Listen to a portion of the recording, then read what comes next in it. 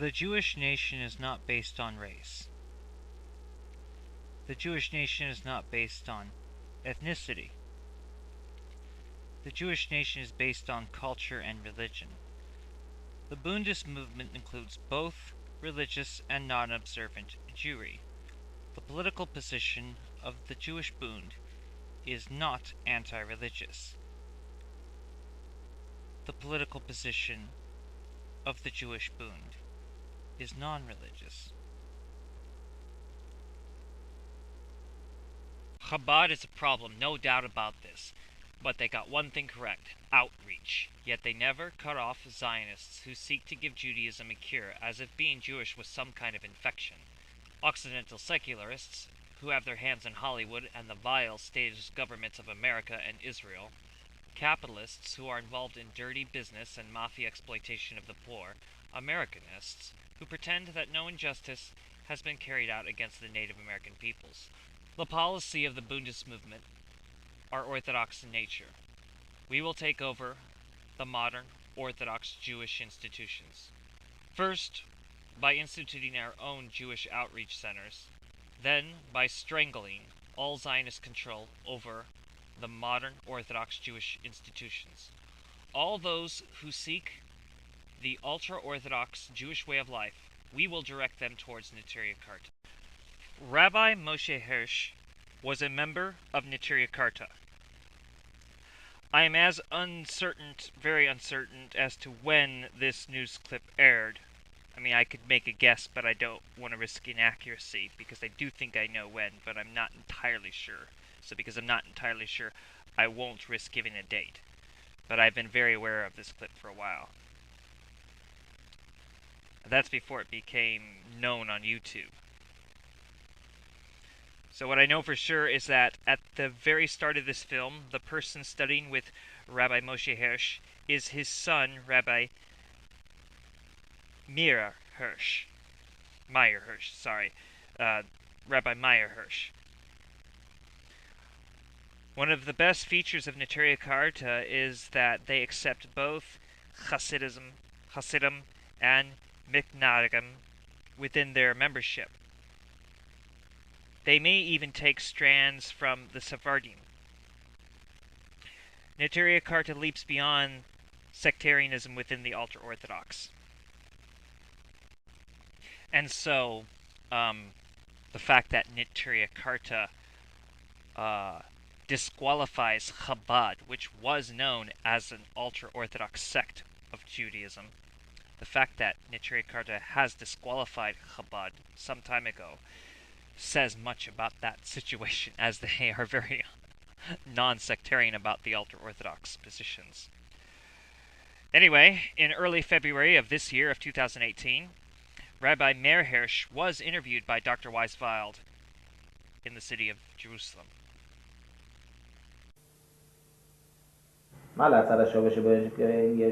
Meet Rabbi Hirsch.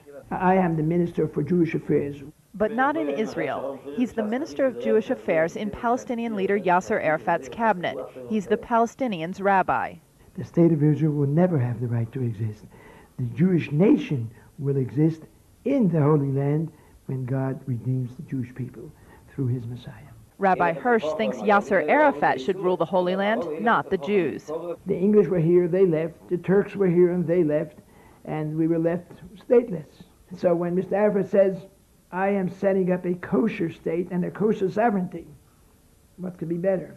Strange words in the context of the Arab-Israeli conflict, which has pitted Palestinians against Zionists for decades. Rabbi Hirsch is always there when Arafat greets world leaders in the West Bank and Gaza. Well, in our eyes, a state of Israel does not exist, and it will cease to exist. Whether the Messianic era will appear in our lifetime or not, we are in the hands of God.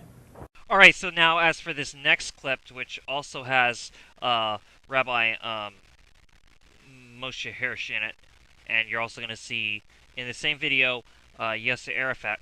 I do not know when this aired, or if it's from a documentary, or where it came from.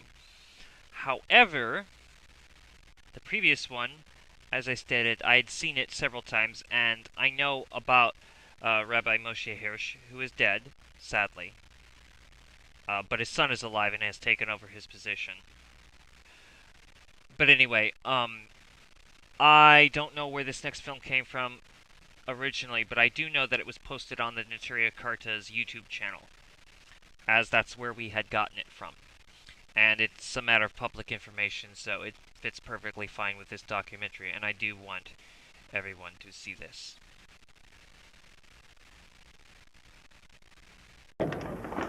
We take great pleasure in presenting to you our beloved President Abu Ammar, this precious time instrument. We adjusted one set of the dials on the watch according to the biblical pattern of measuring time of life. The Western world uses another clockage system based on 12 o'clock midnight. But we, the Palestinians, Jewish and Muslims, use the one based on the day beginning after the sun sets. We hope and pray that this Seiko watch will benefit the Palestinian people, led by its noble leader, President Abu Ammar, by enabling them to conform with King Solomon's prudent analysis of time in Ecclesiastes 3. May we all be worthy of witnessing the Messianic era, a paradise for the human race on earth in our time, inshallah. Thank you. I do know. Mr. President, can I ask you 3 questions Yes, about the yes. relation with Red Irish? Very old relation.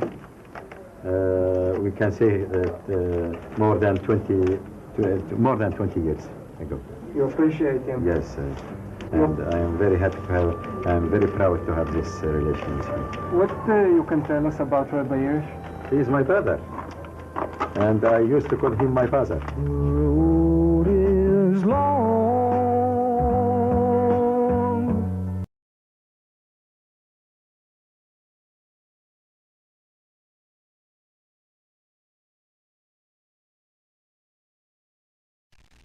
I'm going to clear up a big misconception. There is a major misconception that the Islamic Republic of Iran is hostile to Judaism and the Jewish people, and this is just a flat-out lie. I am not making the claim that Iran has no problems, but if you pay attention, everybody's hyping up these protests in Iran, which largely have to do with economic protests, as in protests against capitalism. We also know that there's provocateuring going on. Now, it should be to a different documentation that all the subject concerning Iran should be dealt with. But what needs to be approached right now is that there's a Jewish population of Iran. They have one of the highest Jewish populations, and they are not persecuted for being Jewish over there. There may at times be some discrimination, as all groups get discriminations from time to time in Iran, but it's not as bad as the United States of America. I'm sorry, in the United States of America, discrimination is almost like a social policy. Whereas in Iran, anybody that discriminates against anybody is often shunned. And that's a fact. Because it does happen, but they get shunned. Because it's not the social norm in Iran. It's also not true that there's a big persecution of Sunni Muslims in Iran. That's just not true. Yes, the dominant philosophical outlook of Iran is Shia. But that's because of the characteristics of Iran. We can get into this deeper on another documentary, as I had said just before. That being said, I want to make it clear that the Jewish people of Iran are proud Iranian citizens. And by the way, Iran is the same exact thing as Persia.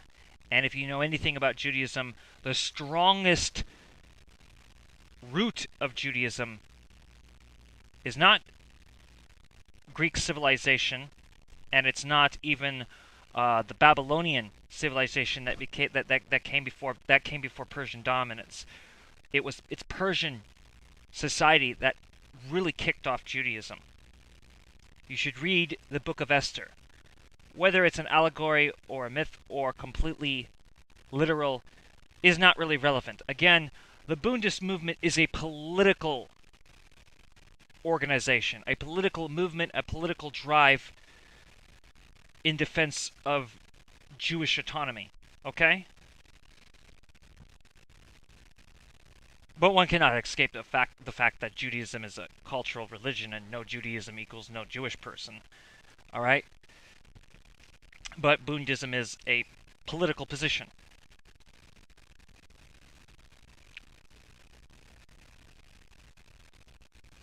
Therefore, the motivations here are political.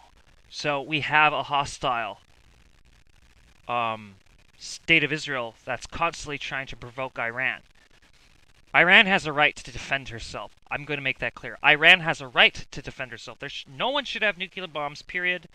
But as long as the great big Western powers have nuclear bombs, it's kind of sick, twisted, and vile to suggest that a country like Iran shouldn't have a nuclear bomb. So the Iran deal is another thing that is for, again, that all goes to a different documentary, and hopefully we will be able to get to that in a documentary. But right now we're going to approach this topic.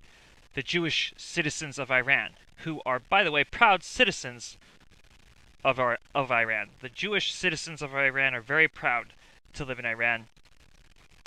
And from what I've gotten from many of them, they actually are afraid of the state of Israel more than anything. That's what they're really afraid of. Because Judaism is respected in Iran.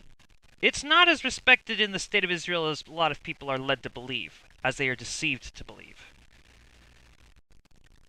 This is a clip from a documentary called Don't Tell My Mother I'm in Iran.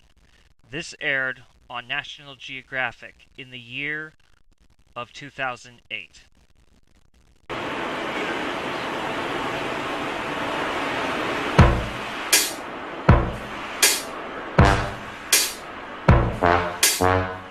Another surprise in Tehran is this address I was given. It belongs to an antiques dealer. I thought in Iran he and his kind were in hiding like the Warhols of Israelis. Apparently not.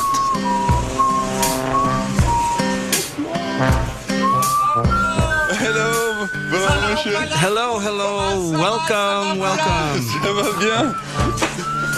Hey. Bonjour, monsieur. Hello, sir. Vive la France. Vive la France. Tea. Tea? Vodka. Vodka. Baba Moshe is Jewish. Okay, so vodka in the Islamic Republic of Iran. Vodka. Okay. Or Jewish, okay. Jewish, no problem? Chin chin. L'chaim. L'chaim. So you make it? Quiche. Quiche me. Yes, it's homemade from grapes. La maison. Dans la maison. Ah, très joli. So we've got alcohol and naked women. Clearly, this is a different place in Tehran. Is it easy to be Jewish here? Yes, it's very nice here. They let us be. All the rest is just lies. Here we have fun with Muslims. We laugh together, and no one bothers us. I can't obviously guzzle booze in front of the mullahs, but Iranians are great. Actually, for Jews and other religious minorities, times were hard after the Islamic Revolution. But today, the situation has gotten better. Is there a synagogue here in Tehran? Yes, there are 25 synagogues in Tehran. 25 synagogue Jewish in here? Can I go to a synagogue? Picture. Now I can go to synagogue.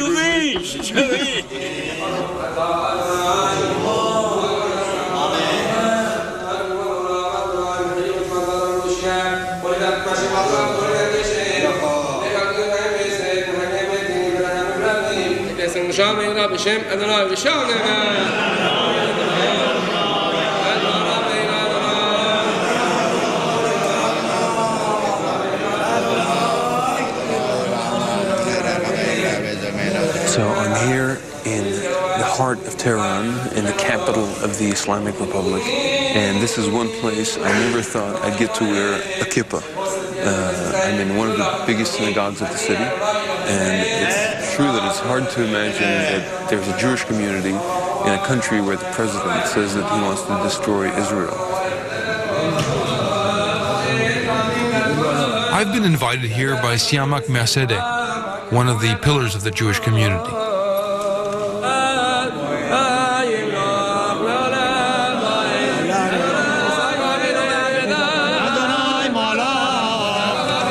It's absolutely incredible. They just brought out the Torah, and I must say these are images that I never thought I would see in in Iran, that's for sure.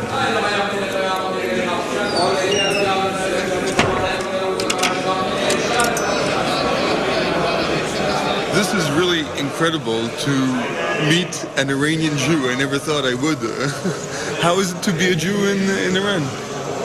You must remember that Iranian Jews are living in Iran and are Iranian for more than 30 centuries. So it's not an interesting phenomenon. Maybe interesting also that Iran has the greatest population of Jews in the Middle East after Israel. Of course, being a religious minority in a religious country has some problems, but they are not majors. People compare, I think, a little bit, the condition of Jews here to the condition of Jews in Germany before the war. They are not. They cannot be compared with each other, because in Germany was faced with a fascist and racist regime, but in Iran we do not have a fascist system. Maybe there are some conflicts between Iranian government and Israel, but it does not affect the life of Iranian Jews, because according to Iranian thoughts and Iranian government and also Iranian people, there is a distinct separation between Zionism and Judaism. Yeah, of course. So the political conflicts between Iranian government and Zionists does not affect the day-to-day life of Iranian Jews. Iranian Jews, great. Is it a mix here between Iranian art culture and Judaism? Correctly. It's a combination between Iranian culture and Jewish culture, which you can see in many of Iranian synagogues. Mercedeh wants to show me another of Tehran's temples, the Temple of Politics. Welcome to the Iranian Parliament.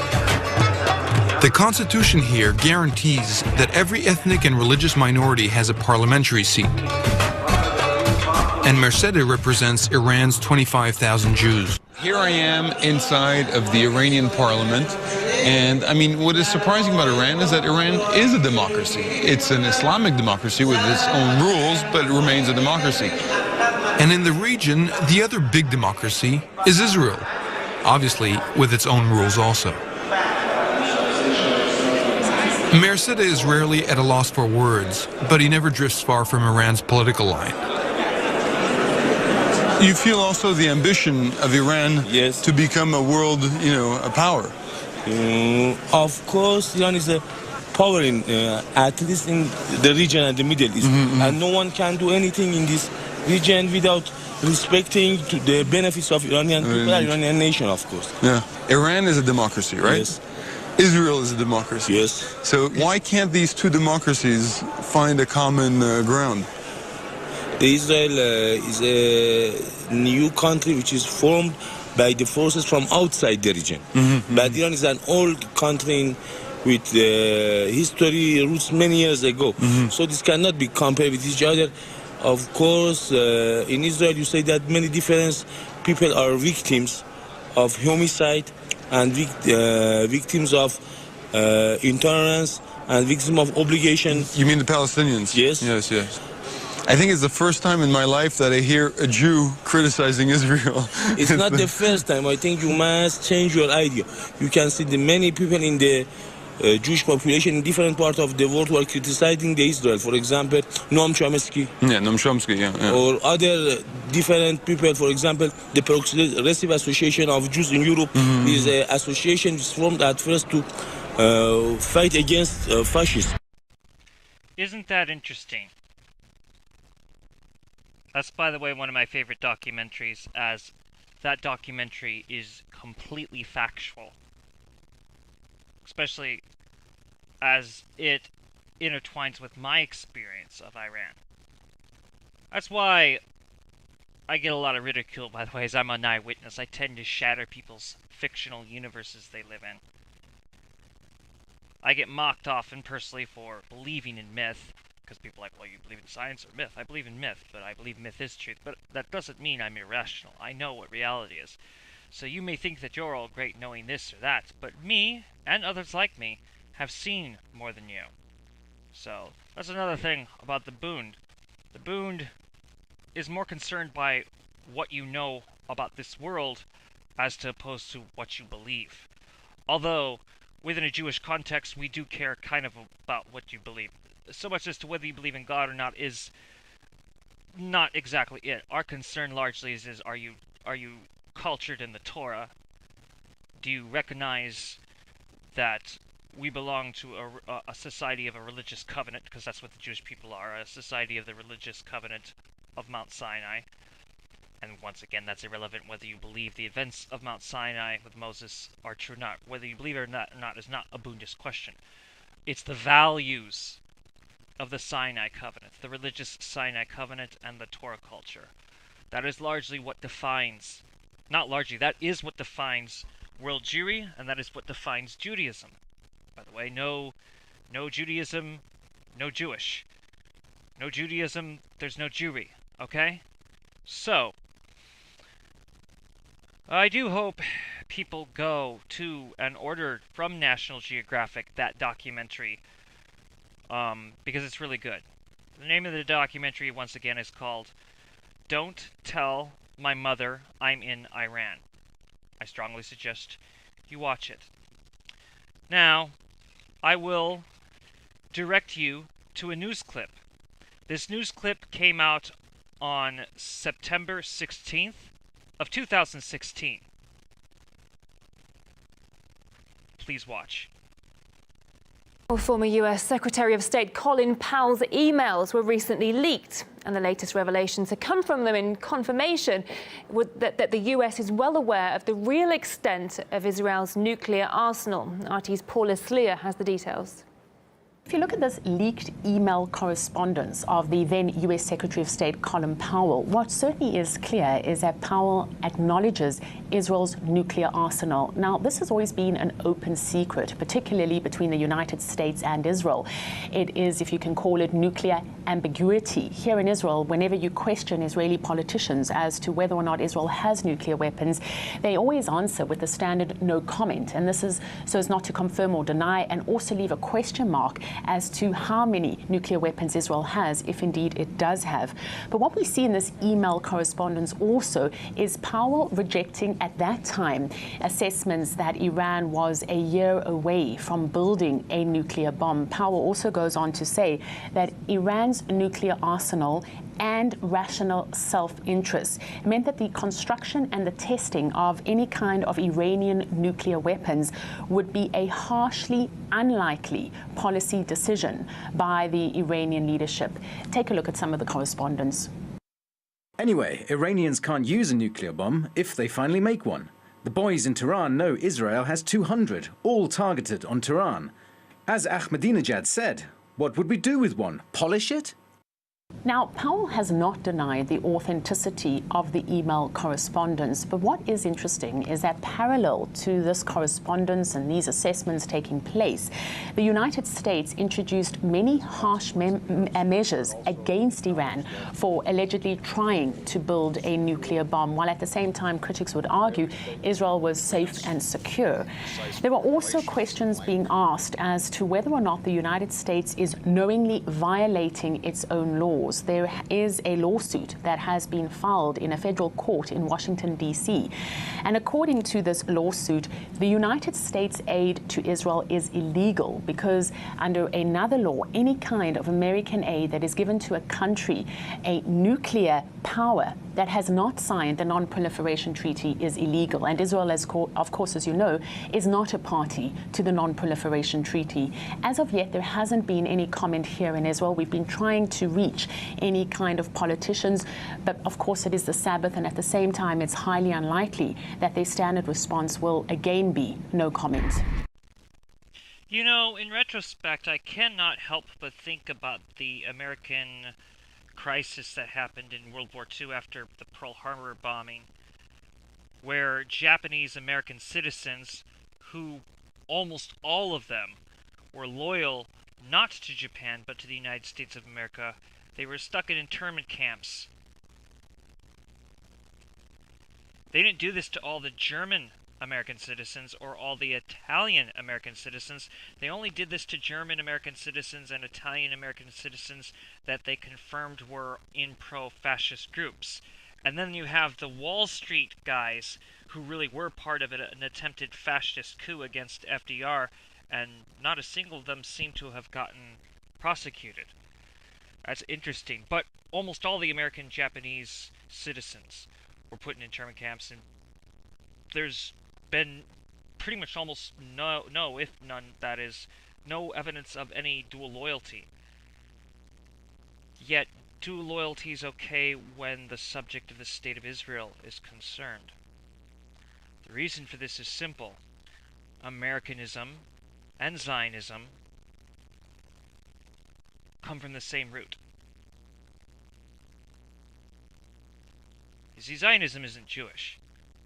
It's just not Jewish. And then furthermore, there are a lot of people who are angry at the dual loyal concept, like I am, but again, I put America into question as well, not just Israel. But Americanism and Israel intertwine, just as Zionism and America are intertwined. It's intertwined. It's a type of colonialism and a war on the indigenous, hiding behind religion while actually being hostile to religion.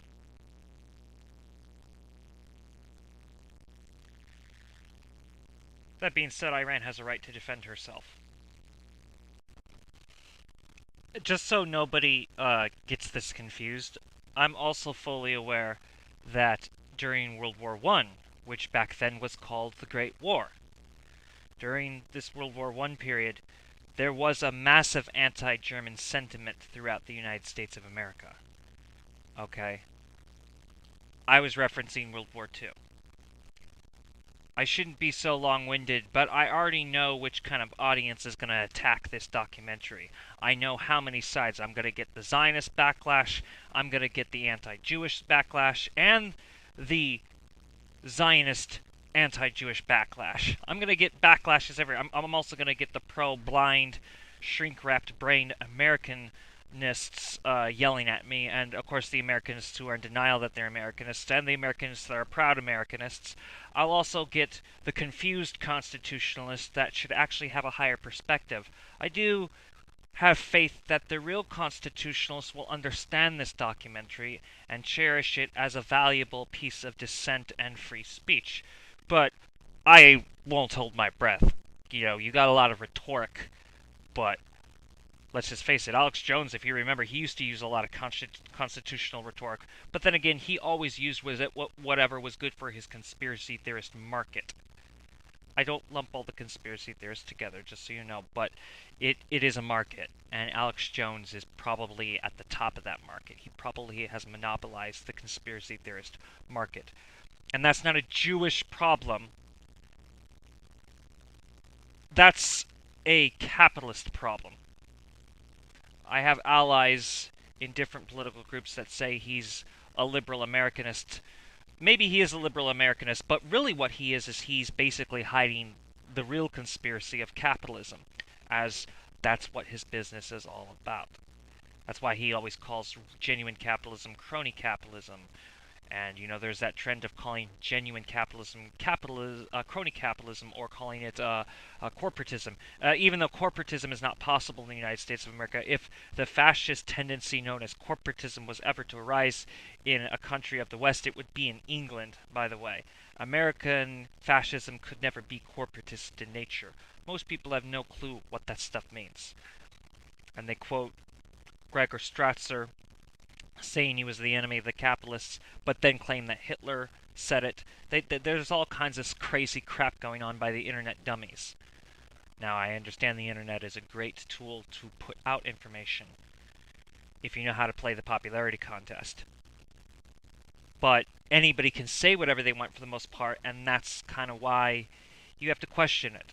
There's this old meme I used to see where this kid goes, "Yes, it must be true because it was on the internet," or something to that effect, and that's largely what I have to put up with.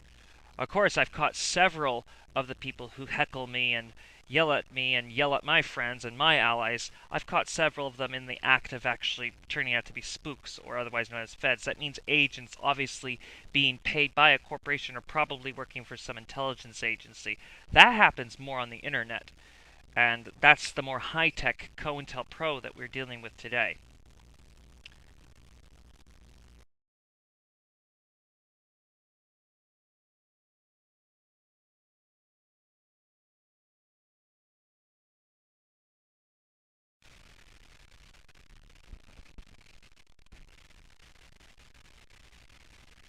This is a picture of Dr. Abraham Weiswald at the grave of Yasser Arafat. I would say that this is a very, very important photo. He was warmly received. Now, it is very, very important to understand that Palestine has a population of Muslims and Christians.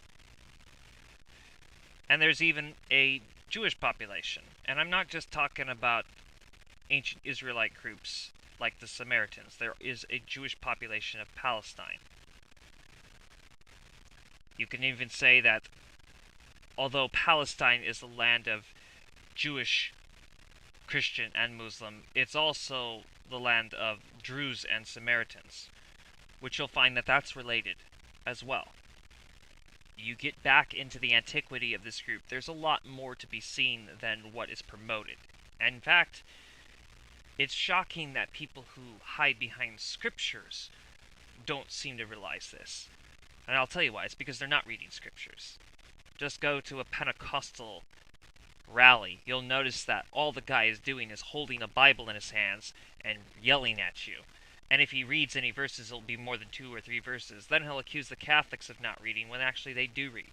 Although illiteracy was a problem for the Catholics for a long, long time, this is a problem that many of them have overcome, and you could say that they have some of their bigger Bible studies, and they understand these scriptures better because, of course, they can be traced back to the early church. Now, one must understand that Jewish-Muslim relations are much closer than Jewish-Christian relations. This does not mean that there are not Christian relations with Jewish people. What it means is that Jewish-Muslim relations are much stronger. In fact, from a strictly Orthodox sense, and I myself adhere to this. In fact, most of the people in the Bundist movement feel this way, although this is not exactly official policy. But most of us feel this way.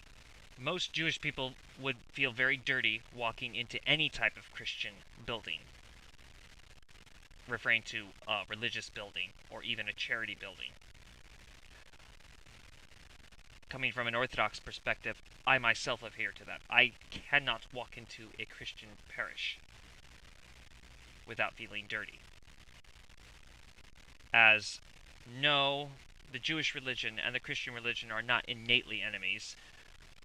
However, as far as stances of morality, purity, and notions like that, the two most monolithically squared off religions, these would be Christianity and Judaism.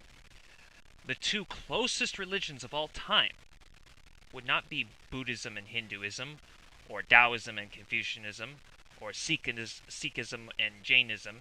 No, the two closest religions of all time would be Judaism and Islam. Now, this is not a hostility towards Christianity. It's just that any real Christian, whether it's an Armenian coming from the Oriental Orthodox Church, or whether it's a Greek coming from the Eastern Orthodox Church, or whether it's a Roman Catholic or a Chaldean coming from the Catholic Church, genuine Christians are aware of this separation. In fact, I guess you could say the plagiarizing of Judaism and the plagiarizing of Christianity is partially what's put Jewish and Christian groups together in solidarity. Now all of a sudden we have an appreciation for those differences, and that's a good thing in a way. Go figure, it should not take disaster for us to find solidarity, but it has, nonetheless. Being that said, we've always had solidarity with the Muslims. And many Muslims who are educated in their own religion are fully aware of this, and many Jewish people who are educated in their own religion are aware of this. Now, it is true that Islam is not a cultural religion, whereas Judaism is a cultural religion. The religious rituals and the perception of the one God, identical. Okay? Yes, Muslims believe that Jesus is the Messiah, whereas Christians believe Jesus is the Messiah and the Savior, and the Muslims reject the idea that Jesus is the Savior, just to be clear, but they do recognize him as the Messiah. So this is a gulf, it's not really a gulf between Jewish and Muslim. It is definitely a dogmatic difference, though. Like, I could never embrace the concept of Jesus as the Messiah. That's like the most repugnant concept to me. However, I'm not offended by people that do believe Jesus is the Messiah. Jesus clearly has inspired a lot of interesting notions for a lot of people, so there's nothing for me to get upset about. So, of course, Jewish people do not believe Jesus is the Messiah. That's a contradiction to Judaism altogether. And again, no Judaism equals no Jewish. Alright? So if you embrace Jesus in any form of that sort, you're not really Jewish. Or you have defected from world Jewry, and we have always maintained that. In fact, that's like the one for sure way beyond all things to defect. Although we are now, as Bundists, starting to really equate Zionism as another way of defecting, because we see the dangers of Zionism. And we see Chabad as another reason, because Chabad has completely divested from Judaism. Their concept of Messiahhood is in complete contradiction to what Judaism has always said. Therefore, Chabad is no longer Jewish. Now, if you look at this picture, as you see it, this is two Palestinian soldiers. And you see our beloved Dr. Abraham Weisfeld standing there at the grave of Yasser Arafat. By the way, he never stands a 10 hut, but he is in this sense. I'm the same way. I never stand 10 hut. You put me around Marines, I'm never going to salute them, and I definitely won't salute Israeli soldiers. But I would if it was the PLO. If it's the PLO or Al-Fatah PLO, if it's anything to do with the Palestine Liberation Organization, I would 10 hunt to that. That's worth doing so. And that makes perfect sense from a Bundist point of view.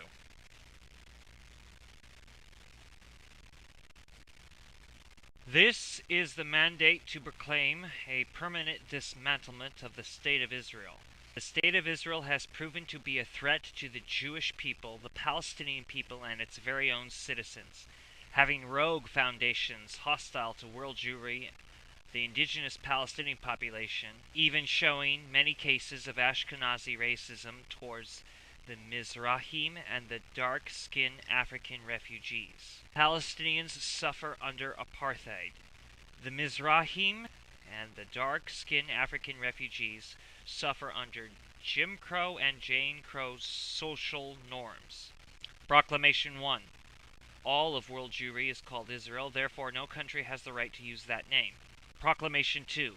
The new word to describe the refugee people is changed henceforth to Lizroidi, as the word Israeli is defamatory, showing an insensitivity to both those Jewish and those Palestinian. Proclamation 3. The dark-skinned African peoples who have joined the Lizrodi people shall remain as part of the Lizrodi nation. Proclamation 4.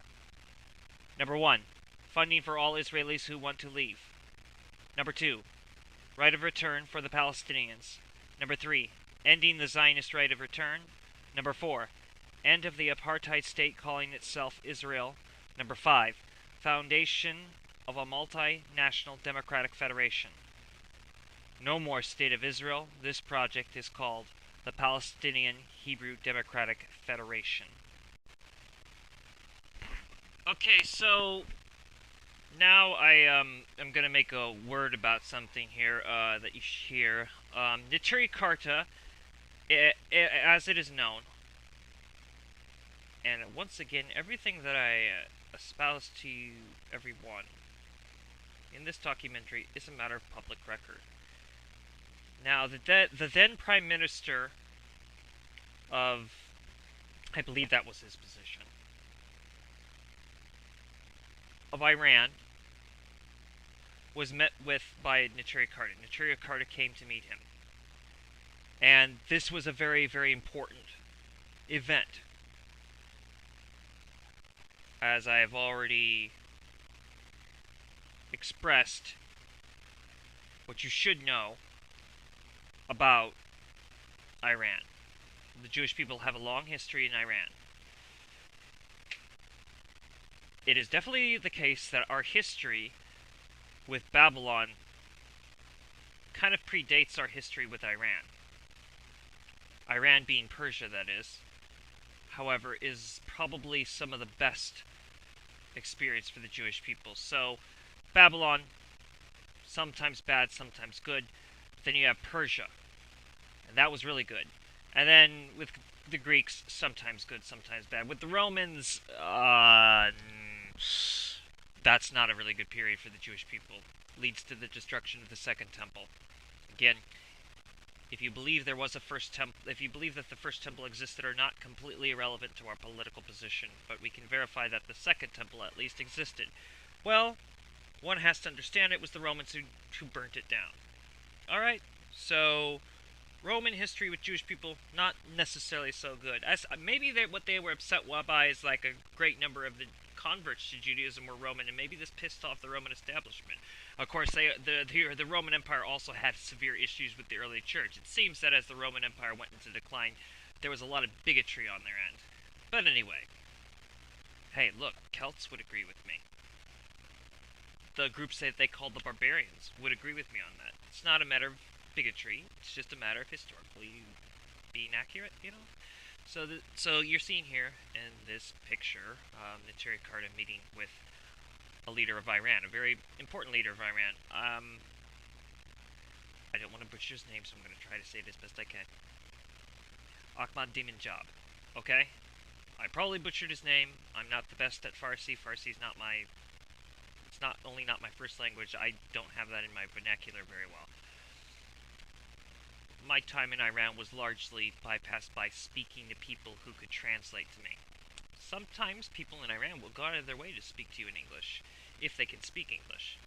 I have a deep, profound love for Iran.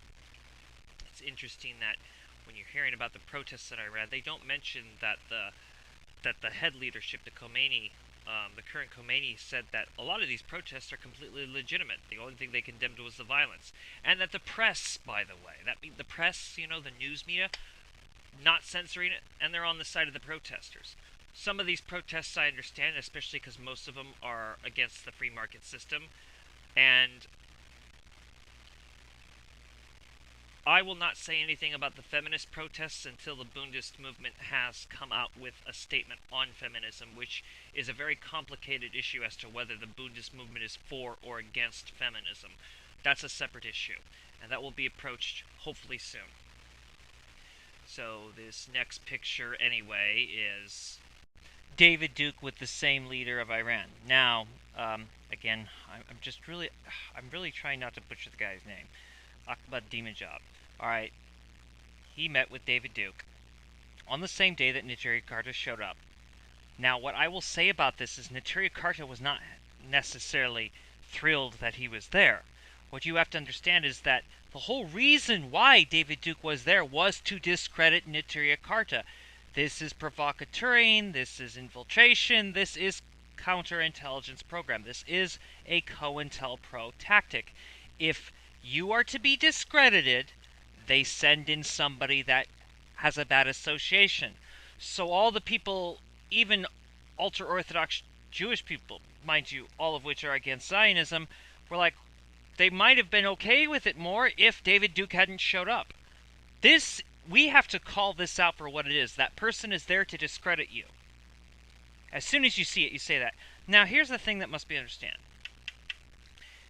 Because the ultra-Orthodox position will always be pretty much, you have to be loyal citizens to whatever country you live in, and the true position of that is that the State of Israel must be the exception to the rule, because anything set up as Jewish sovereignty, there should be not only no loyalty to.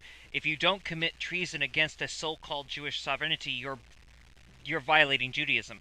So the real position for Jewish people in the State of Israel is commit treason or you are against God. And that must be understood. It's either treason against God or treason against the Zionist state. Well, I will just say that, I'm not alone in that, well, then the treason must be towards the Zionist state. That being said, Neturei Karta will not blast the United States of America. You will notice that even when they disagree with the President of the United States of America, they will speak of it as if that president is being duped. Now, I could make a halakha-based argument on why anything involving the American continents and Oceania, by the way, is New Zealand and Australia. I can make the argument that anything involving the New World, we as Jewish people should be against all of its colonialism and pledge our loyalty to the natives. The Bundist movement makes that position. We take that stance in the Bundist movement. However, we first and foremost are solely focused on the United States of America. It doesn't mean that we don't put Canada into question, and it doesn't mean that we don't put New Zealand and Australia into question, and it doesn't mean that we don't side with the Native Americans when they question the statism that cuts up their continent. So, for instance, we are in solidarity with Mexico, but a lot of Mexicans feel that the state apparatus of Mexico should go away. We don't necessarily disagree with that. Our primary focus with the New World is about the United States. We are very concerned with the existence of the United States. We see it as intertwined with the State of Israel's existence. Anyway, so what also needs to be understood is by the time David Duke went to Iran, he had done a lot to change his image. A lot of people don't remember who David Duke actually is.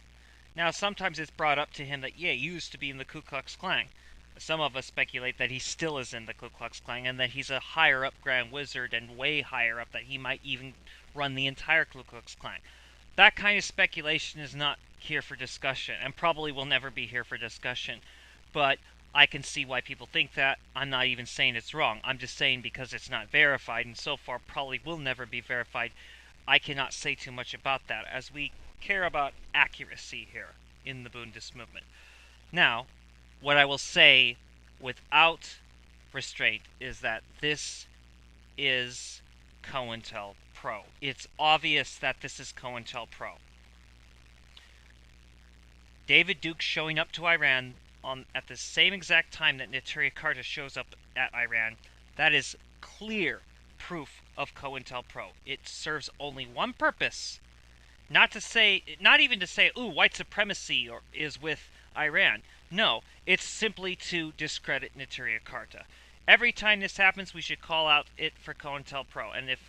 And if it is unlawful in the eyes of Neturei Karta to do so, then in defense of Neturei Karta, we should be the ones that say, that's provocatory, that's inciting hatred towards Neturei Karta by David Duke being there, this is COINTELPRO. We should always do that. We have to talk about COINTELPRO awareness, and during the end of this documentary, we will approach such. July 11th, 2015. Rabbi David Feldman speaking at Islamic Center in Atlanta, Georgia.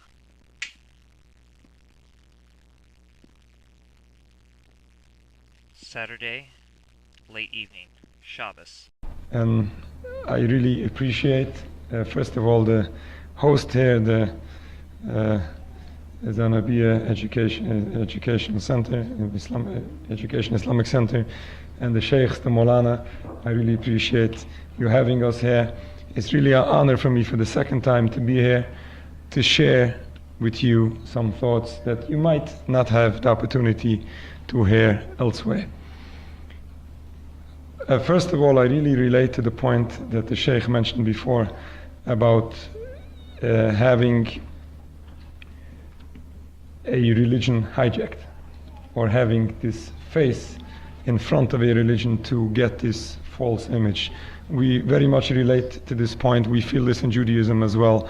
This is unfortunately a sad happening amongst our people, amongst our religion also. As everybody knows, the news, CNN and other news outlets are using those militant people out there in the front and put them on the screen to show an image of Judaism, which is totally wrong, as in the case of Islam.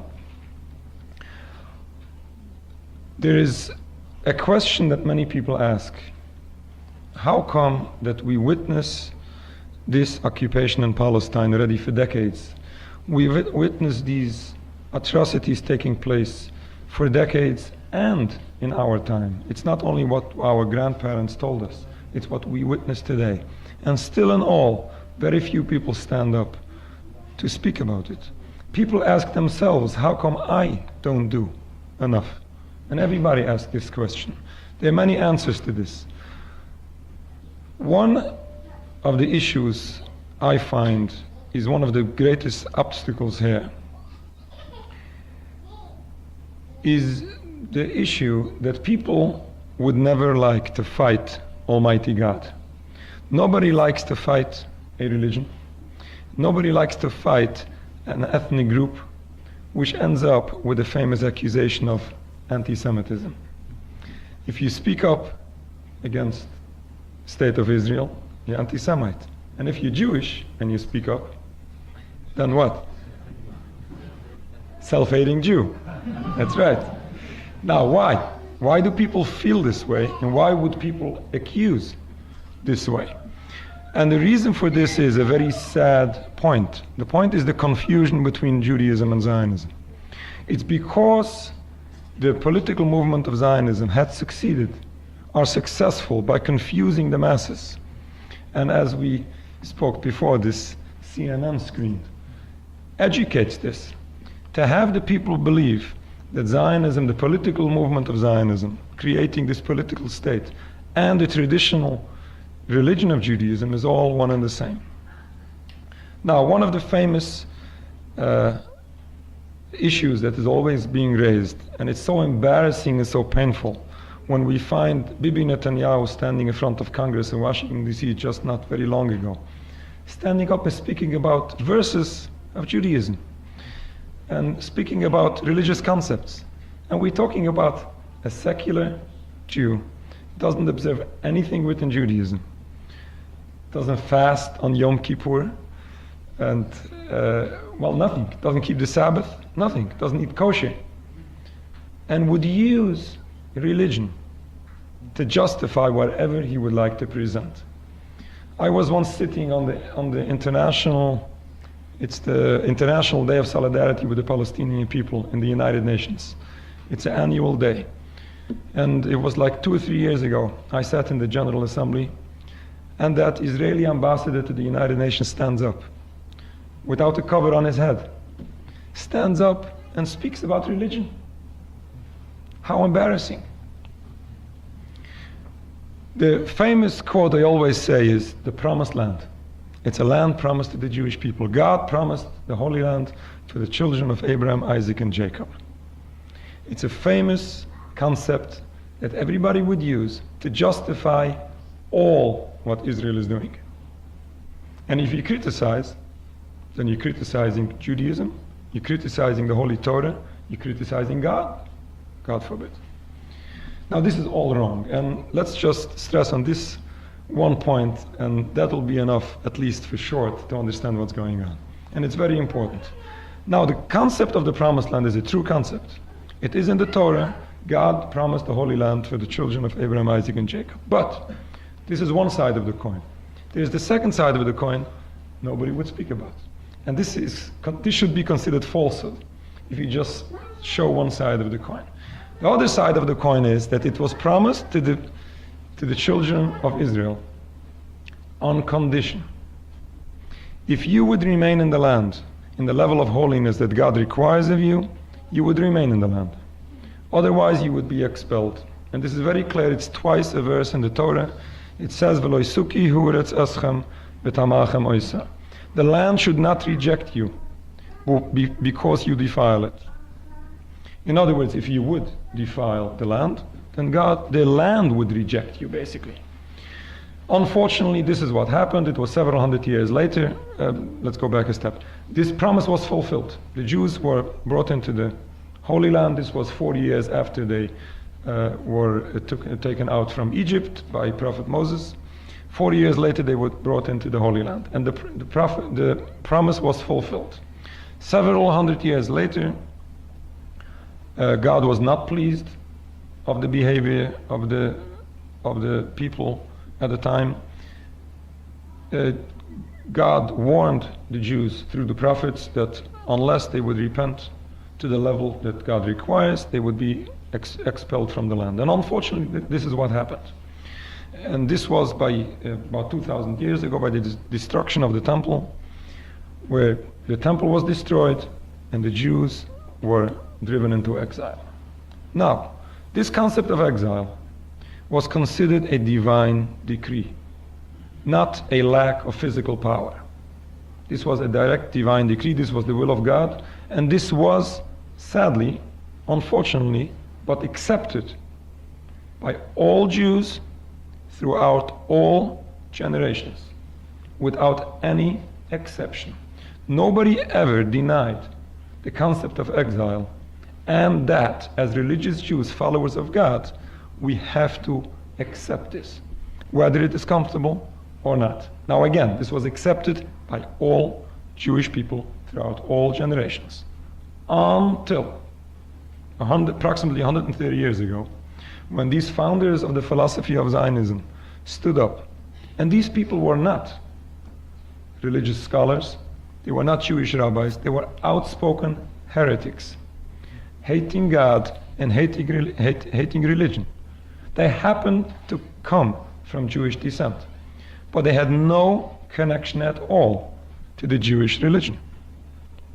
And they came up with this brilliant solution to this physical problem that Jewish people have.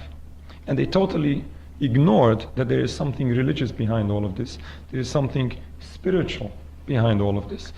The concept of exile is meant to be a punishment, to have those people who are punished repent and turn back to God, and not turn their backs to God.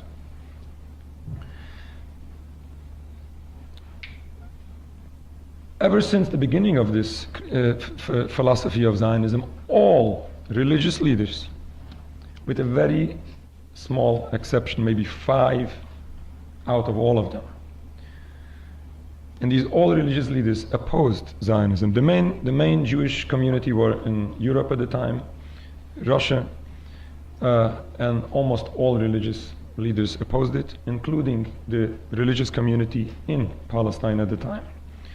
Unfortunately, after the Holocaust, when the majority of the Jewish people were killed, the vast majority of Jewish leadership were wiped out, and there was remaining a desperate people, desperate for rescue, desperate for a safe haven. And then, at that point, the Zionist people came and promised those desperate people everything.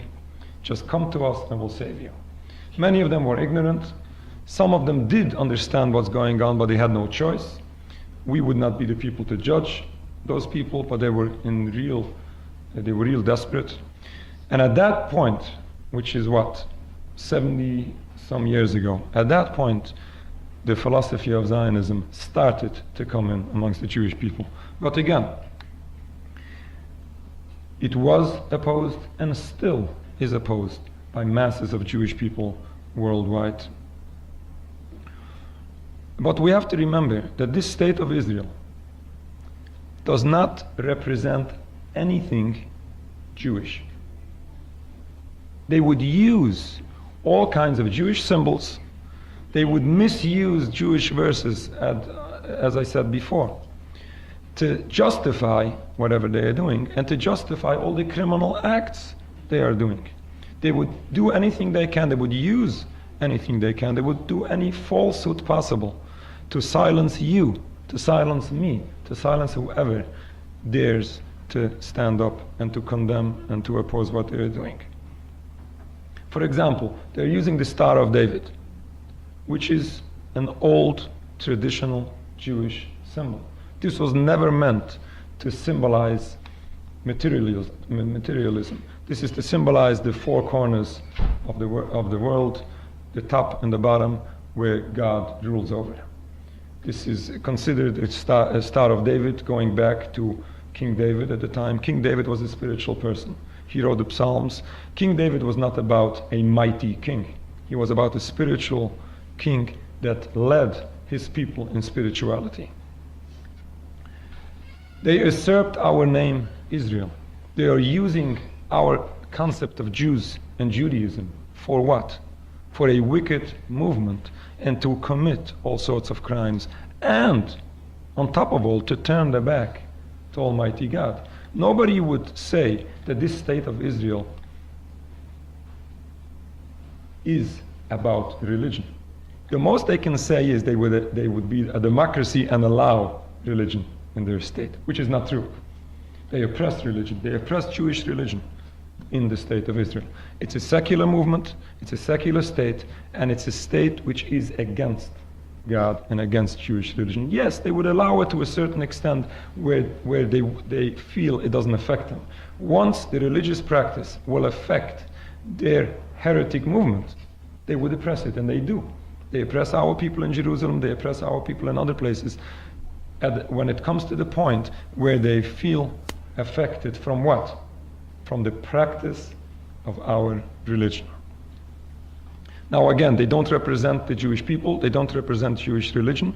There is nothing Jewish in the state of Israel other than the name Jewish they are using, or the name Israel they are using. They are misusing. Again, Jewish people all over the world, whether you would find large, strong communities who would be strong enough to come out in public, or you would find smaller communities, as in Atlanta, Georgia, where you would find individual people that would be against Israel, but not in an organized way that they can manage to come out in public. And we find this all the time. It's really encouraging when we visit Atlanta. We were here yesterday, and I listened to some talks here before, when people of the Jewish religion and of the Muslim religion are very clear by what we are speaking about. When we criticize Israel, we have to be very specific and very clear. We are talking about an injustice taking place. We're not talking about an ethnic group of people. We're not talking about a religion. We can respect a religion. We can respect a people. We have nothing against people as people. We are against violence. We are against oppression. We are against atrocities taking place. We are against occupation. And we should condemn it. We should speak up. If we all will not stand up and speak up, who would? And who would speak up if, God forbid, it shouldn't happen? If we would be oppressed, who would stand up? We have to stand up for justice, we have to stand up for righteousness, and we have to condemn evil, whether it's from other people or from our people. We pray for the speedy and peaceful dismantlement of the state of Israel, this illegitimate movement which is causing death and destruction and uprooting of religion for other people and for the Jewish people. And we hope once this political movement will end, and we believe it will end, God would not allow it to succeed forever. There is a verse in the Torah that says, why are you violating the word of Almighty God? It will not be successful. God allows evil for a specific amount of time, but not forever.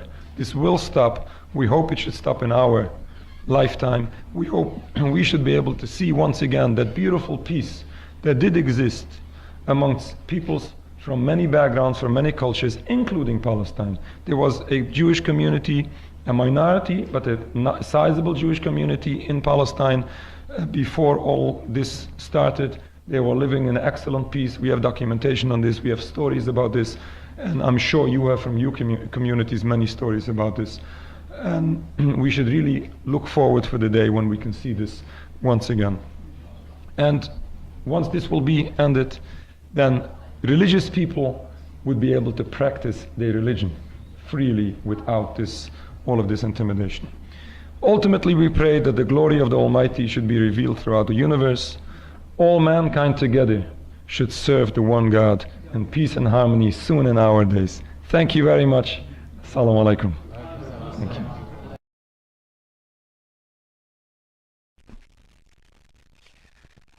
The clip you just saw took place Saturday late evening.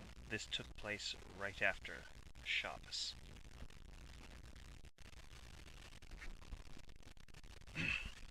Alright, we return you to Abraham Weisfeld, PhD, at the World Social Forum, August 8th, 2016, Montreal, Quebec.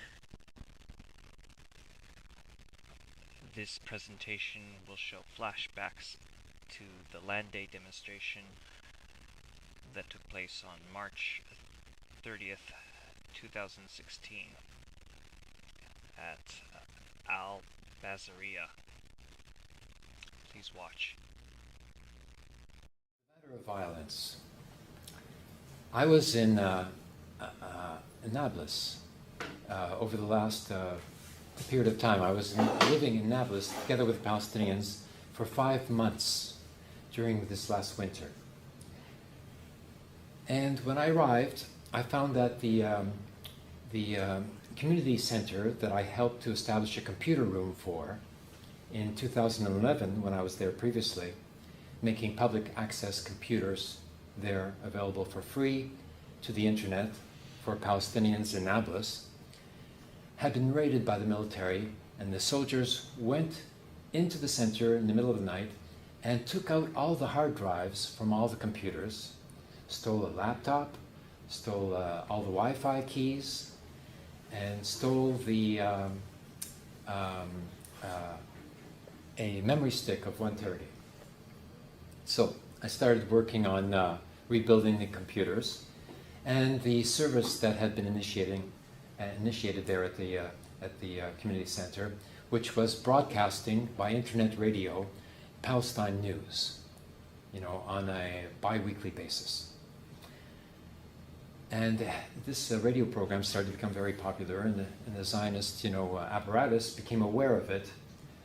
And in the first few months, there was like more than 1 million people who had listened to the radio broadcast, because they were getting news direct from the source that was not censored and not filtered. And so all this was shut down.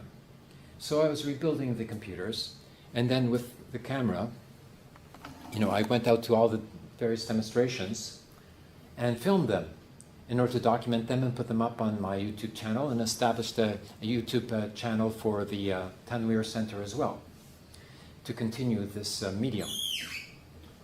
So I was at the Land Day demonstration, which is March 30th.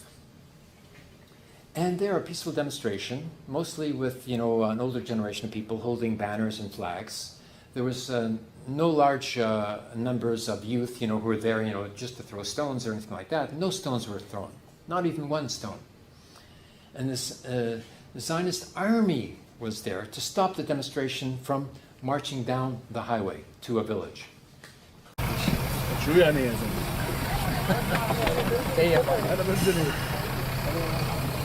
On the way to the demonstration for Land Day here in Palestine on the 30th of March 2016, we encounter a blockade on the highway, both from the Zionist police and the military.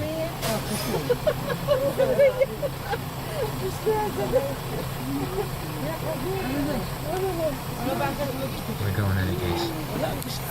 The Zionist army was there to stop the demonstration from marching down the highway to a village. But, everybody just walked around the soldiers and went right through, the jeeps and everything like that, and even put Palestinian flags into the jeeps' grills, as a sort of insubordination, a sign of defiance.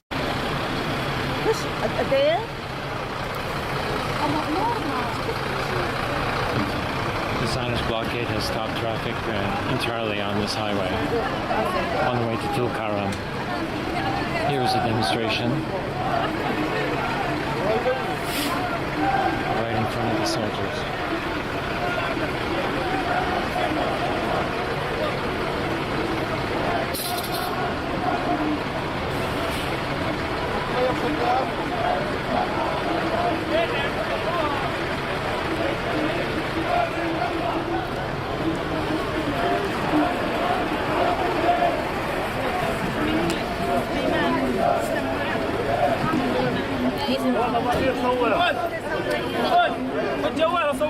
Note that the demonstrators are not intimidated at all, and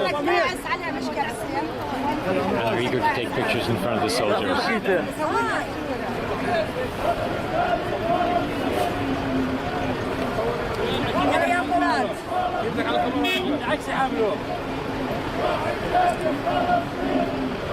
The soldier right behind them.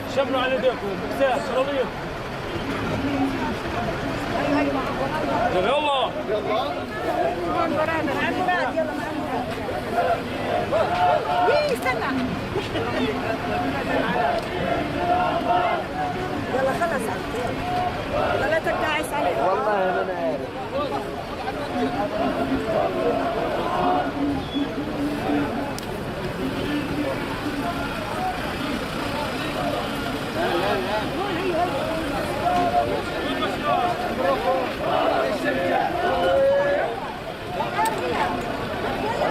Here's me start trying to get past the soldier.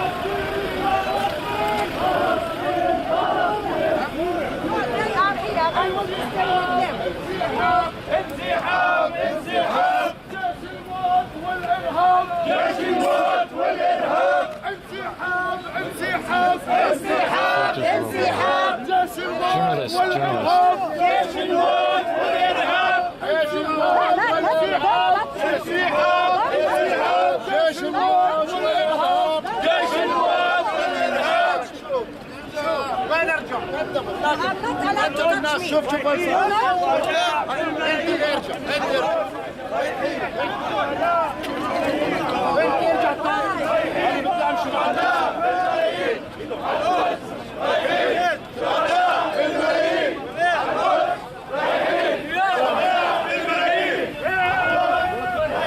We break through the lines now. Soldiers are helpless. They're calling their commanding officers.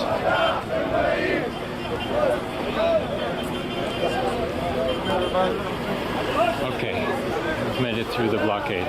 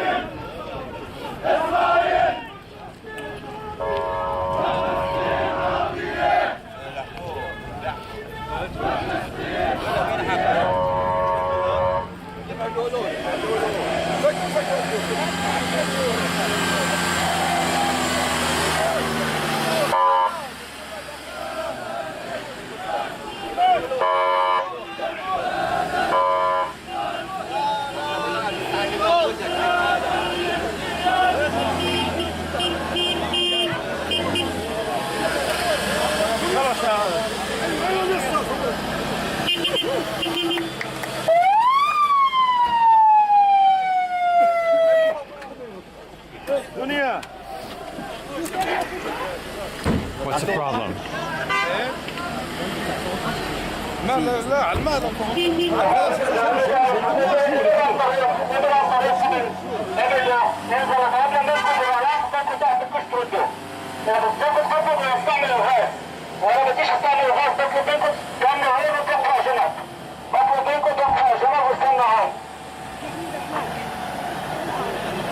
I was the flag, look. Good, I took a Look at picture. photo. Video.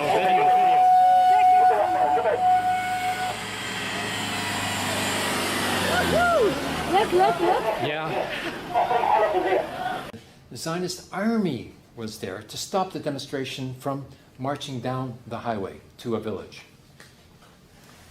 But you know, everybody just walked around the soldiers and went right through, you know, the jeeps and everything like that, you know, and even put Palestinian flags into the jeeps' grills, you know, as a sort of a insubordination, you know, a sign of defiance. And then the military came and redoubled its numbers and went on top of the hill and set up a barrier that was impenetrable. And people still kept on marching towards this obstruction. So that's when they started shooting tear gas canisters, okay?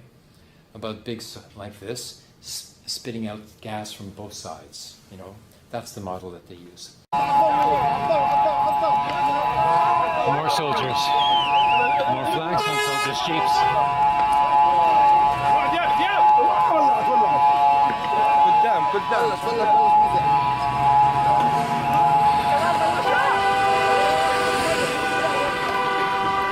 Yes.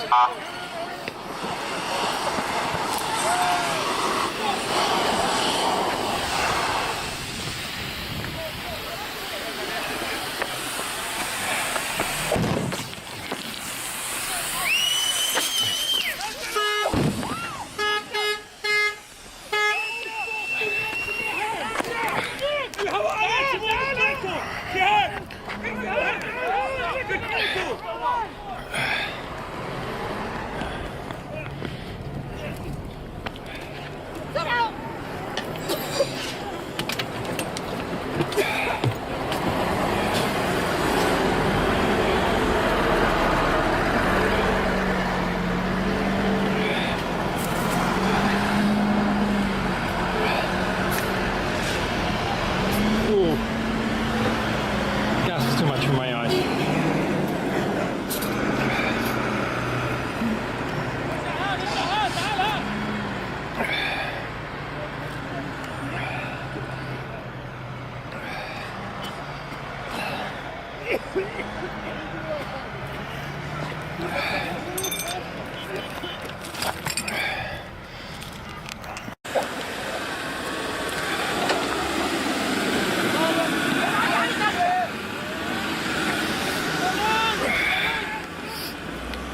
فلسطين عربية.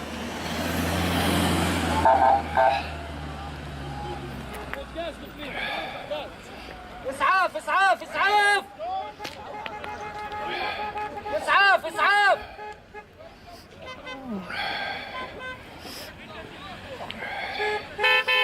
Demonstration stopped. There's blockade up there. اسعاف اسعاف. Various people incapacitated by gas. A person being taken into ambulance.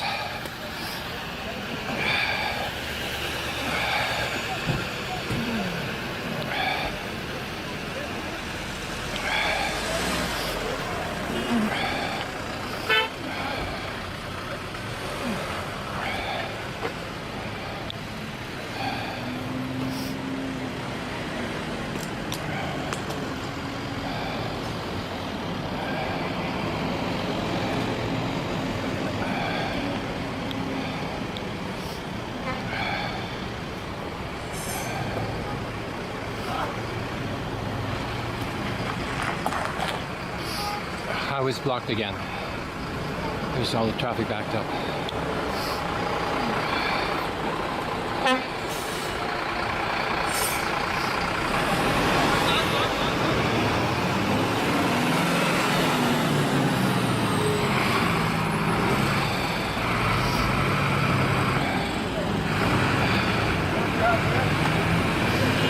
Demonstrator carrying an olive tree.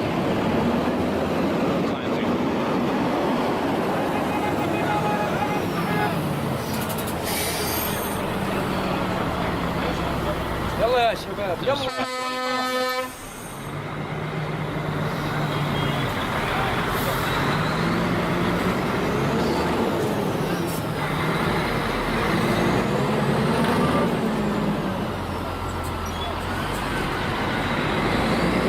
Soldiers are seeking to pass the traffic but stop the demonstration.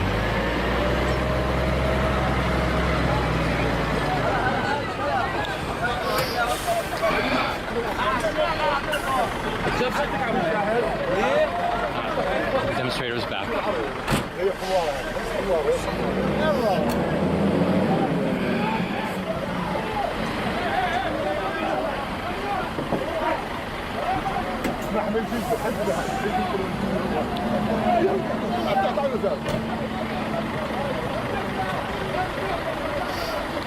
Now there's more soldiers. 1, 2, 3, 4, 5, 6, 7, 8. Soldiers are approaching.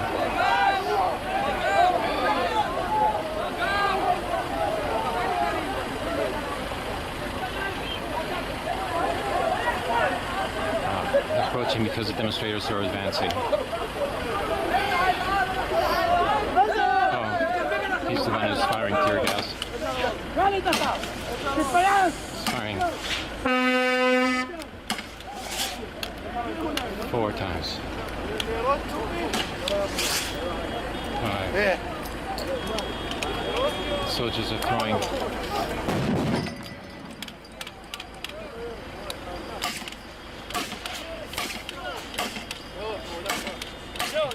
Why are you trying to stop a peaceful demonstration?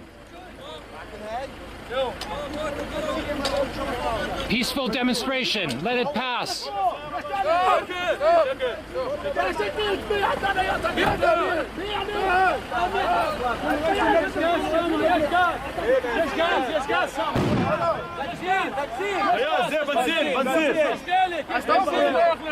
It's just a demonstration, that's all.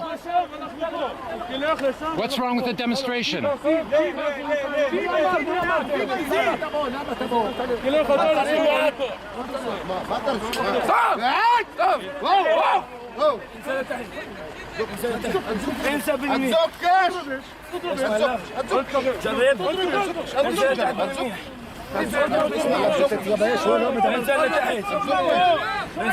Just a demonstration, leave it alone.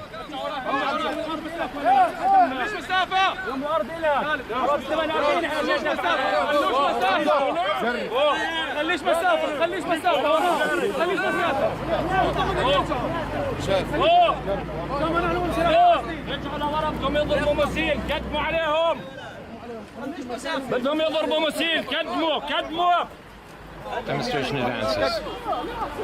كدموا بدهم يضربوا مسيل.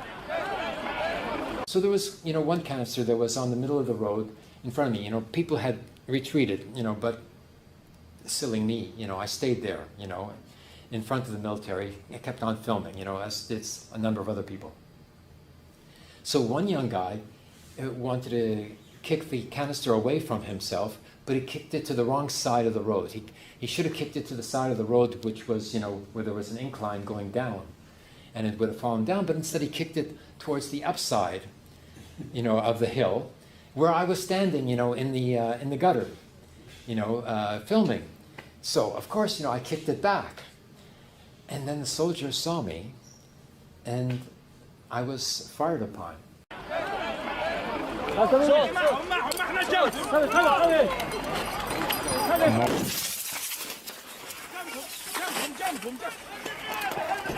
Oh, hit my leg. Oh, right behind me. Hey, why do you do this? It's only a demonstration. It's just a demonstration. Leave it alone. Water. Here's another one coming.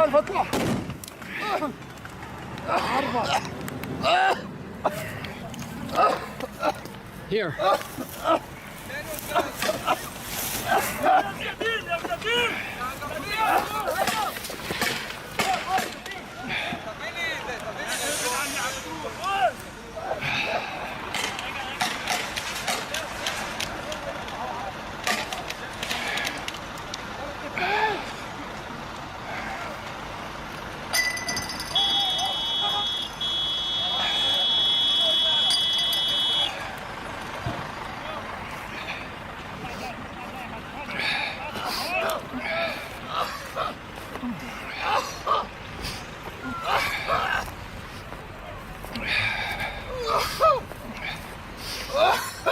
Mia.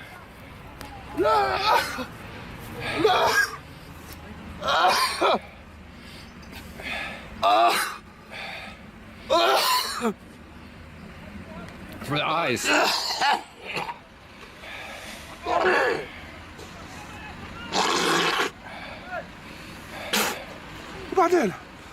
for the eyes. بعدين ايه ولك ولا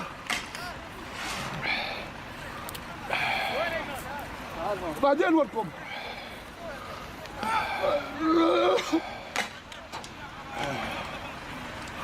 Crazy.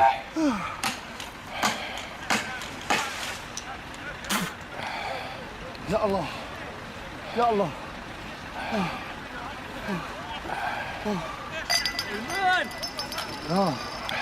يا الله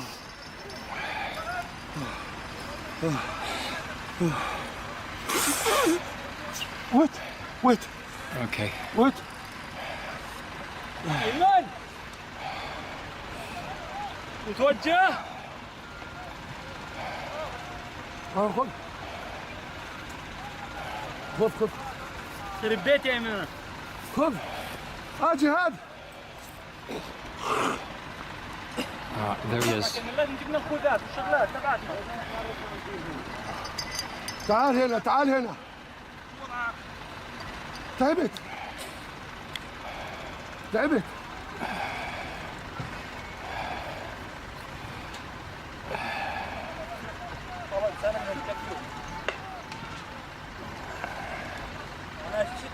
One, two, three, four, five, six.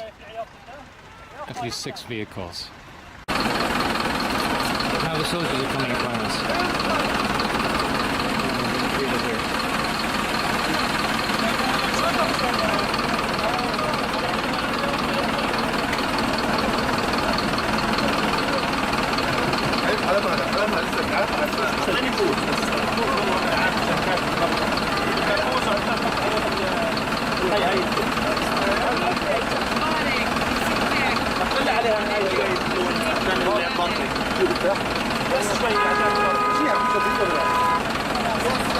ما فيها بس قلت عليها ثالث منه اياه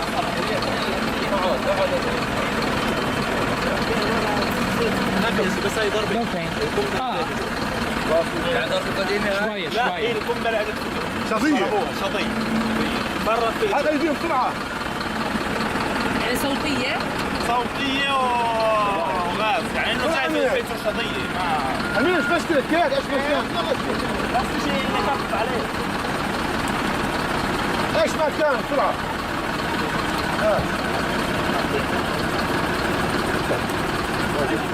يلا خلاص يلا هاي في معك بلاستر في بلاستر لقيت البلاستر ما طولش انت في عندي يا زلمه افتح السنت اللي عندك طول من فوق Yeah, it's starting to hurt more. ايوه افتح قول لي هاي كيف زيادة فتح لي تنوع وين الامبولانس؟ هاي اطلعوا الامبولانس يلا اطلعوا الامبولانس يلا اطلعوا الامبولانس لا خلاص هو بيصور حرب بيصور نفسه اطلعوا الامبولانس سكر الكاميرا احكي له بالانجليزي ستوب كاميرا خلص مين دهسوا؟ انا ضربه شظيه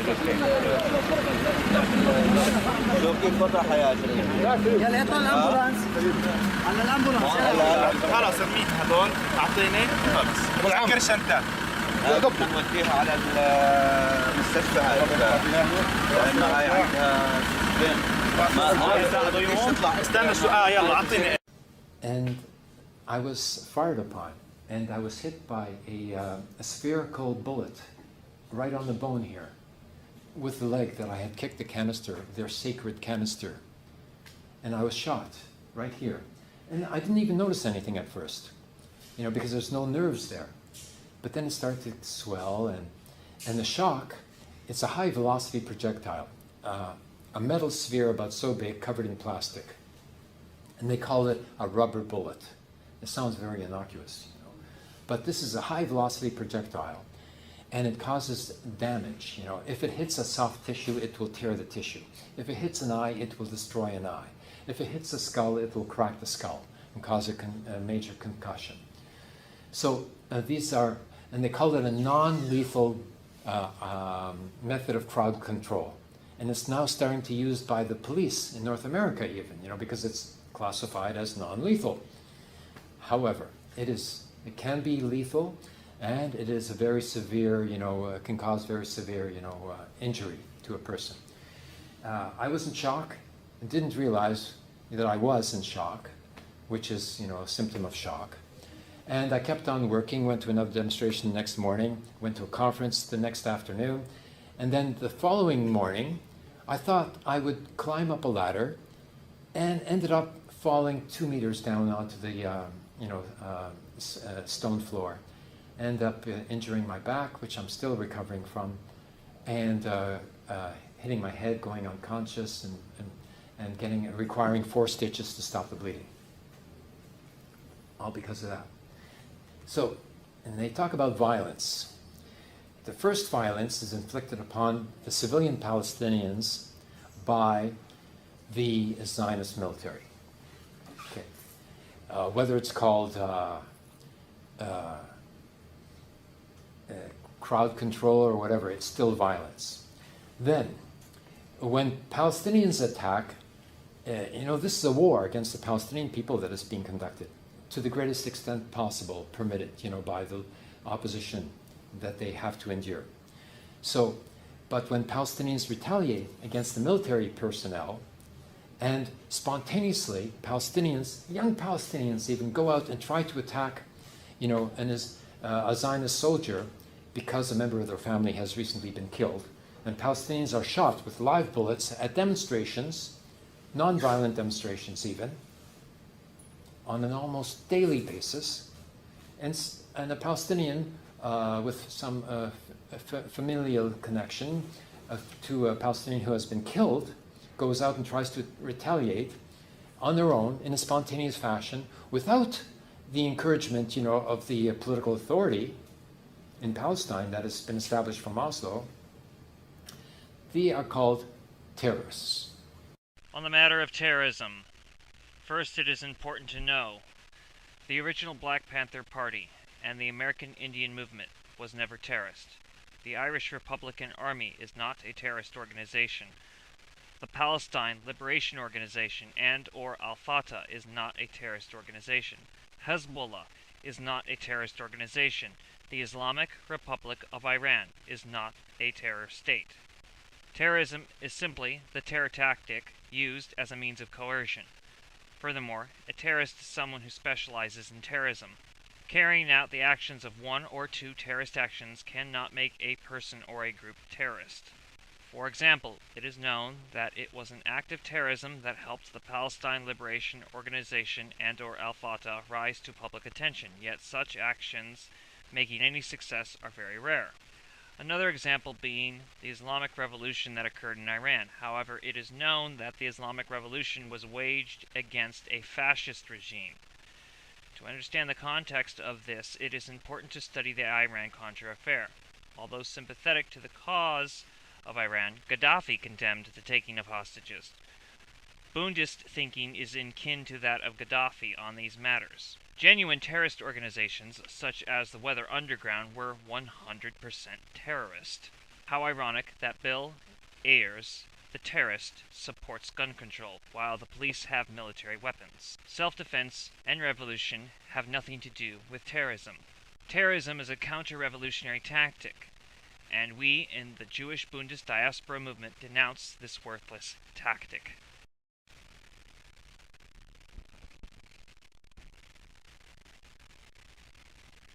This is a picture of Dr. Abraham Weiswald at the grave of Yasser Arafat. I would say that this is a very, very important photo. He was warmly received.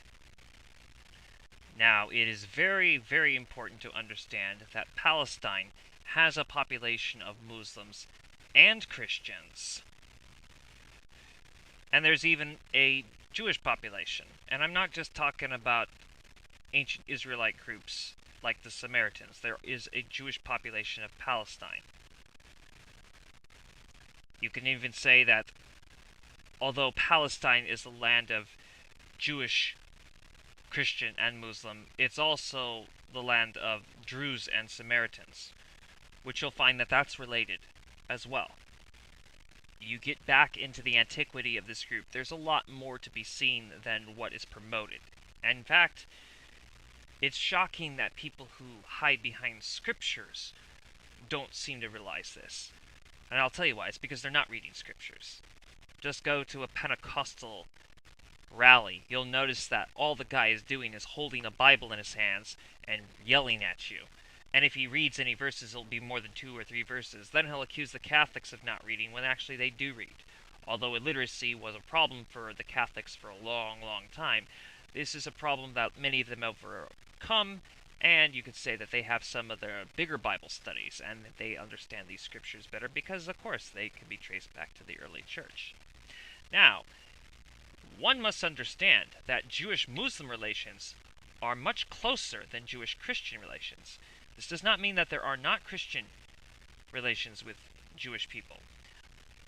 What it means is that Jewish-Muslim relations are much stronger. In fact, from a strictly Orthodox sense, and I myself adhere to this. In fact, most of the people in the Bundist movement feel this way, although this is not exactly official policy. But most of us feel this way. Most Jewish people would feel very dirty walking into any type of Christian building, referring to a religious building or even a charity building. Coming from an Orthodox perspective, I myself adhere to that. I cannot walk into a Christian parish without feeling dirty. As no, the Jewish religion and the Christian religion are not innately enemies. However, as far as stances of morality, purity, and notions like that, the two most monolithically squared off religions, these would be Christianity and Judaism. The two closest religions of all time would not be Buddhism and Hinduism, or Taoism and Confucianism, or Sikhism and Jainism. No, the two closest religions of all time would be Judaism and Islam. Now, this is not a hostility towards Christianity. It's just that any real Christian, whether it's an Armenian coming from the Oriental Orthodox Church, or whether it's a Greek coming from the Eastern Orthodox Church, or whether it's a Roman Catholic or a Chaldean coming from the Catholic Church, genuine Christians are aware of this separation. In fact, I guess you could say the plagiarizing of Judaism and the plagiarizing of Christianity is partially what's put Jewish and Christian groups together in solidarity. Now all of a sudden we have an appreciation for those differences, and that's a good thing in a way. Go figure, it should not take disaster for us to find solidarity, but it has, nonetheless. Being that said, we've always had solidarity with the Muslims. And many Muslims who are educated in their own religion are fully aware of this, and many Jewish people who are educated in their own religion are aware of this. Now, it is true that Islam is not a cultural religion, whereas Judaism is a cultural religion. The religious rituals and the perception of the one God, identical. Okay? Yes, Muslims believe that Jesus is the Messiah, whereas Christians believe Jesus is the Messiah and the Savior, and the Muslims reject the idea that Jesus is the Savior, just to be clear, but they do recognize him as the Messiah. So this is a gulf, it's not really a gulf between Jewish and Muslim. It is definitely a dogmatic difference, though. Like, I could never embrace the concept of Jesus as the Messiah. That's like the most repugnant concept to me. However, I'm not offended by people that do believe Jesus is the Messiah. Jesus clearly has inspired a lot of interesting notions for a lot of people. So, there's nothing for me to get upset about. So, of course, Jewish people do not believe Jesus is the Messiah. That's a contradiction to Judaism altogether. And again, no Judaism equals no Jewish. Alright? So if you embrace Jesus in any form of that sort, you're not really Jewish. Or you have defected from world Jewry, and we have always maintained that. In fact, that's like the one for sure way beyond all things to defect. Although we are now, as Bundists, starting to really equate Zionism as another way of defecting, because we see the dangers of Zionism. And we see Chabad as another reason, because Chabad has completely divested from Judaism. Their concept of Messiahhood is in complete contradiction to what Judaism has always said. Therefore, Chabad is no longer Jewish. Now, if you look at this picture, as you see it, this is two Palestinian soldiers. And you see our beloved Dr. Abraham Weisfeld standing there at the grave of Yasser Arafat. By the way, he never stands a 10 hut, but he is in this sense. I'm the same way. I never stand 10 hut. You put me around Marines, I'm never going to salute them. And I definitely won't salute Israeli soldiers. But I would if it was the PLO. If it's the PLO or Al-Fatah PLO, if it's anything to do with the Palestine Liberation Organization, I would 10 hut to that. That's worth doing so. And that makes perfect sense from a Bundist point of view.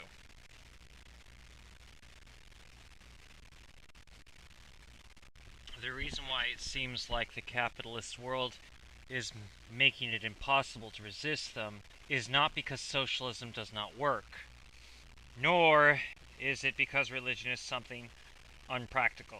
One of the most major reasons why any progress towards a better future is held back is because of networks that operate under the tactics of COINTELPRO. COINTELPRO, an acronym for Counterintelligence Program. And although it is believed by many that this operation is no longer in use, there is just way too much evidence to the contrary. With the revelations of Edward Snowden and the multitude of declassified information as well as leaked information, it is all too clear that COINTELPRO still runs in operation, and even to a more high-tech manner. The reason why Bundists are not always quick to embrace every single conspiracy theory is not because we are unaware of conspiracies. The reason is that most conspiracy theories are manufactured as part of the operation of COINTELPRO. It is unlikely that COINTELPRO is still called COINTELPRO by those who participate in that operation. We Bundists call it COINTELPRO because that is the best description for that type of operation. We aim to raise COINTELPRO awareness and even show others how to identify when an agent or informant is attempting to destabilize a grassroots organization. One of the chief goals of the Jewish Bundist diaspora movement is the establishment of the Jewish International Bund. The Jewish Orthodox policies of the Jewish Bundist diaspora movement will shape the rules for this new Jewish International Bund. The socialism of the Jewish Bundists will be the foundation for the Jewish economic and political theory and practice of this Jewish International Bund. The League of Nations failed to solve the problems of the world. Imperialists cannot pass judgment on other imperialists. The Nuremberg trials was a breakthrough, yet it was still underachieving. The United Nations was an improvement, yet it has not solved the major world crisis of genocide, human rights abuses, or world hunger. This is because debt rules the policy of globalism. Globalism is a capitalist method of stonewalling the poor. The answer can only be found in internationalism and world federalism. Banks exist to hold and store money. For that very reason, banks must never be allowed to print money. It is the duty of public treasuries to print money, not banks. Nationalizing private central banks will do nothing except make people comfortable and complacent so that the bankers can work to denationalize and reprivatize their banks. In the United States of America, President Franklin Delano Roosevelt had managed to nationalize the Federal Reserve with the Glass-Steagall Banking Act of 1933. Then President William Jefferson Clinton repealed this in 1999, and then the Federal Reserve was reprivatized. Centrist reforms do not work. Public treasuries must replace central banks, and they must be audited every 2 years, if not made completely transparent. Public treasuries should be local and transcontinental, and a world court must exist to hold governments accountable, and the judges should be civilian. Those holding government office should be banned from holding these court offices. Finally, all education needs to be made free and accessible. Take a moment every day to think about the Kurdish nation. Do they need a state? No. The Kurdish nation needs collective national rights. National cultural autonomy is when nations are self-governing, living by their own laws, recognized in a system of world affairs. What the communists, that is, both Marxists and anarchists, fail to realize is that nation is not the state, and that not every country throughout history has been a state. You cannot solve the world's problems by forcing Eurocentric ideas upon the world. George William Friedrich Hegel fabricated the very ideas of the nation-state. Marxists are stuck in the false ideas of George William Friedrich Hegel. Anarchists usually do not understand that country and state are not always the same. Marxists tend to confuse nation and state as the same thing. National security is the flavor of justification fabricated by the brutes who trample on liberty and autonomy. Long live the Jewish diaspora and the national cultural autonomy of all wandering nations.